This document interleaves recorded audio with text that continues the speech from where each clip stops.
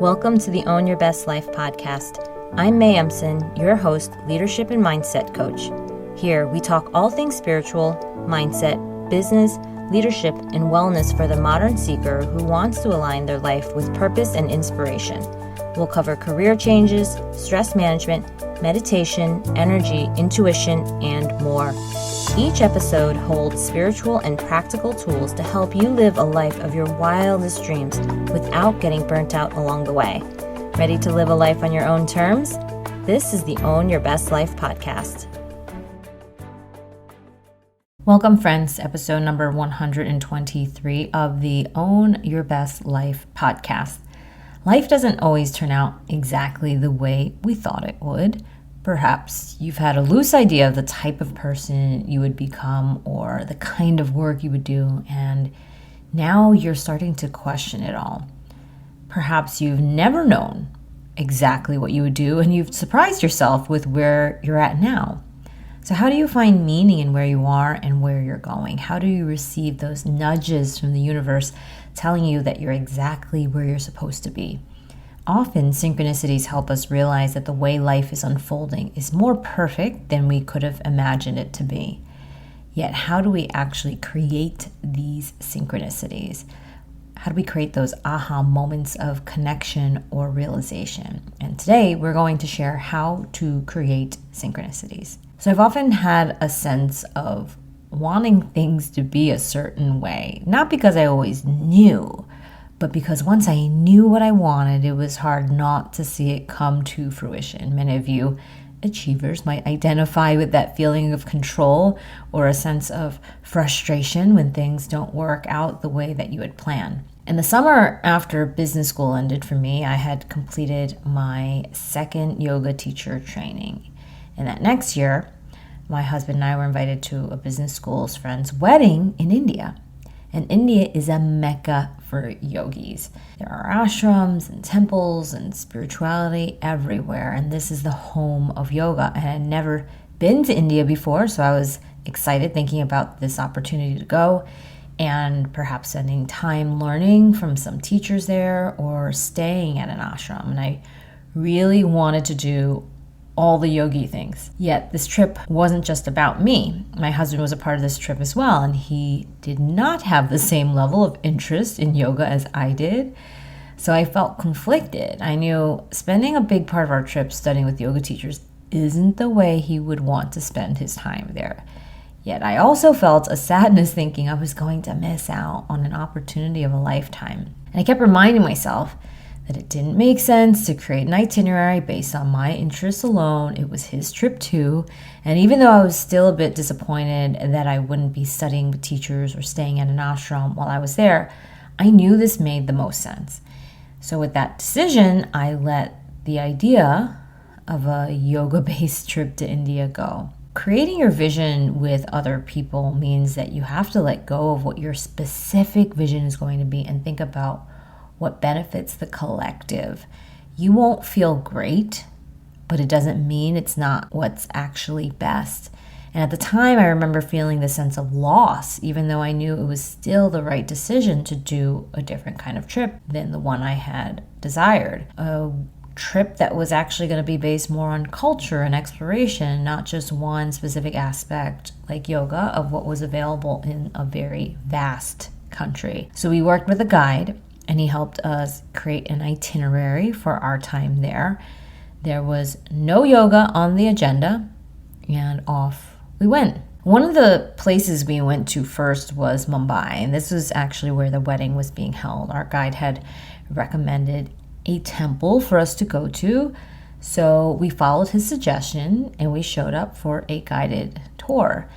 And I had just finished a book during my yoga teacher training by Radhanath Swami called The Journey Home. It was a deeply impactful book for me as it detailed the experience of someone who's coming from the West, who's on this spiritual journey. And as we started the tour of the temple, they mentioned that this temple had a connection to Radhanath Swami. And I asked them if it was the same person who wrote the book, The Journey Home, to which the guide replied, yes, that Radhanath. Mumbai has approximately 700 temples, So what are the chances that the one temple we visited was the same one frequented by the author of a spiritual book I had just read during my yoga teacher training? And it reminds me of a quote by Rumi, which is, "What you seek is seeking you." So spirituality is ever present in India. I didn't need to go find yoga, it found me. And when you let go of your agenda and the way things have to be, the universe will often show you something even more amazing. It actually reminds me that the first time I thought about yoga teacher training was because someone asked me if I would go get training so I could help sub in for her classes. I was attending her classes, and this was in Tennessee, and I was doing a workshop, and she just came up to me afterwards and asked me if I would be interested in teaching. And that's how it started my own journey with yoga as a teaching perspective, not just as a student. So sometimes we think that we have to go to all these lengths to find the thing, when in fact sometimes it's right there in front of our face, or it's going to show up as soon as we let go of this grip. And so we often think that we missed our one chance, our one opportunity, and that this is it, and we somehow messed it up and we didn't do it right. And in our effort to maximize our experiences, we lose sight of what life could have been if we actually saw what happens when we get out of the way. So since then, I've kept two thoughts with me that has served me well in times of uncertainty. The first thought is, have a vision, wouldn't it be amazing if, and finish that sentence, but then let it go.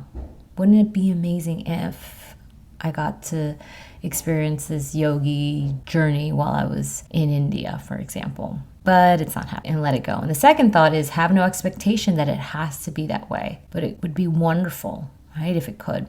So that thought of having a vision and actually being able to have something that you somewhat are curious about or something that you're interested in is the first key. And the second part is that lessening and the lowering of expectations, not because you're decreasing your standards for what life gets to show you, but you're opening yourself up for more. That is the key. Often we think when we're shutting that one part down, it's shutting it all down, versus we're opening up to the infinite possibilities, ones that we never could have imagined. All the permutations and combinations of the ways life could unfold will come forth. And that's not something that you're linear, one-dimensional, maybe three at its most sometimes can imagine, right? And this is where you get into that level of 5D thinking, where it's beyond many of our senses. And the things that we desire are actually often on their way to us, and the synchronicities that we want to see will show up once we let go. But letting go allows you to see that you don't have full control over everything in your life, much to your disappointment, I know. But it allows you to practice being in the present moment. When you let go, it's not that you're giving up, but what you do is you accept what is happening right now, in the present moment, in the reality. And once you drop into that space, everything you desire exists there. There is nowhere else but in this present moment for you to feel successful, for you to feel a sense of meaning or awe at the seemingly random set of occurrences that have led you up to this very point. How did this very moment show up with the person who said what you needed to hear? Why do you keep getting reminders that you're on the right path once you let go? Because there's nothing else but the right path. And that's what you're on right now. So do the work of staying the course by holding the vision and then letting it all go. Find your present moment by accepting what life is showing you right now. It may be the yelling child. It may be the chaotic work environment. It may be the stress of the daily demands. It may be being alone. All of this is what we can drop into and accept. And once you're there, you feel this moment of lift, a moment of spaciousness, because you've stopped wishing it wasn't this way and you've moved into this moment. You're then aware of all the opportunities, and you start to see that the seeds that you have sown are now growing. And this is how you create synchronicities. You let your vision go, but you stay committed. You have a loose grip on what it is that you desire. And when you open your hand, it will feel like you're letting go. But what is really happening is that you're receiving this or something better. So that's it, my friends, for this week.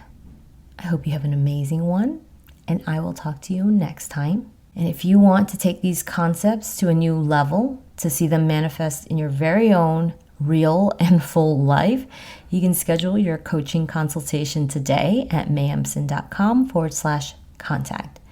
There is an alternate universe of possibility waiting for you, even if you feel like you're in a not so interesting or not so special job. Even if you feel that you don't know what your gifts are, and even if you're questioning if life really has something more in store for you, my hint for you is it does.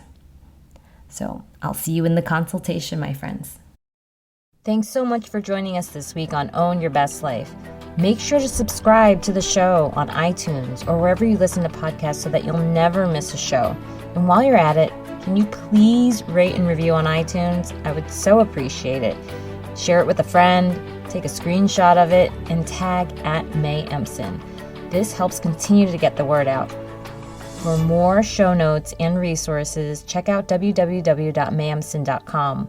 You'll have all the links to everything you heard here today. Thanks so much for listening. It's time to own your best life.